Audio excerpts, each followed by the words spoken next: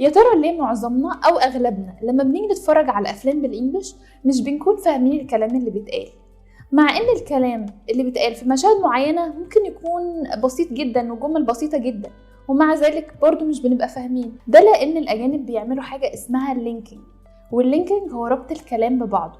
تعرف إن إحنا كمان في العربي بنعمل ده؟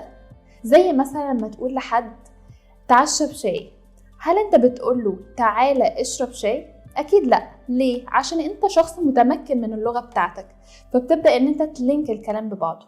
ففي الفيديو ده هنتعلم مع بعض قاعدة من القواعد اللي هتساعدنا نعمل لينكينج لما نيجي نتكلم بالإنجليزي. Linking a consonant to a vowel.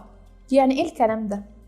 يعني إحنا عندنا في الإنجليش نوعين من الحروف، vowels و consonants. إيه هما الفاولز؟ اللي هما الفايف فاولز، ال A, E, I, O and U. الكونسونانت كل الحروف الباقية. طيب بنعمل إيه بقى؟ بنلينك الكونسونانت to a vowel. يعني لو عندنا كلمة آخرها consonant والكلمة اللي بعديها بادئة بفاول، بناخد الحرف الأخير اللي هو الكونسونانت ونحطه مع الكلمة اللي أولها فاول. هو ده اللينكينج. يلا بينا نعرف شوية أمثلة عشان نعرف من خلالها إزاي نطبق القاعدة. زي مثلا hold on. كلمة hold آخرها دي، والدي من الحروف الساكنة أو الكونسونانت اللي قلنا عليهم في الأول، وon أولها O، وO هو حرف فاول أو حرف متحرك من الخمسة اللي احنا قلنا عليهم برضو، اللي هم ال O وال E وال I وال U وال A. طيب هنعمل ايه بقى؟ هناخد الدي اللي هي في آخر hold ونحطها مع on، هتبقى hold on. hold on. hold on. تعالي نشوفها بمثال. زي ما أقول مثلا hold on, everything will be okay. hold on, he'll be right back. Another example. turn off. turn N consonant, off O vowel, تبقى turn off. turn off. Please turn off the light. Third example. just a moment, تبقى just a moment.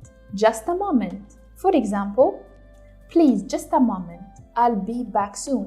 في point برضو عايزة أوضحها لما بنيجي نعمل linking ما بين الكونسونانت والفاول من خلال المثال ده. line up هتبقى line up. line up. بس ازاي؟ كلمة line آخرها E، والإي احنا قلنا إن هو من الفاولز، ولكن آخر صوت سمعته هو الN، الN sound، فقلت line، ما قلتش الإي. فنفس الكلام هنطبق القاعدة تبقى line up. line up. line up. تعالوا نشوفها في مثال. زي مثلا all the students need to line up right now. وبكده النهارده نكون اتكلمنا على اول قاعده من قواعد اللينكينج، وهي linking a consonant to a vowel. وخلي بالنا الكونسونانت ممكن يبقى مكتوب او مسموع. مكتوب يعني اخر حرف هو consonant، او اخر صوت هو consonant زي ما قلنا في الاكزامبل. Thank you for watching. استنوني الفيديو الجاي وهنتكلم عن قاعده جديده من قواعد اللينكينج. كونسبت. اتعلم انجليزي صح.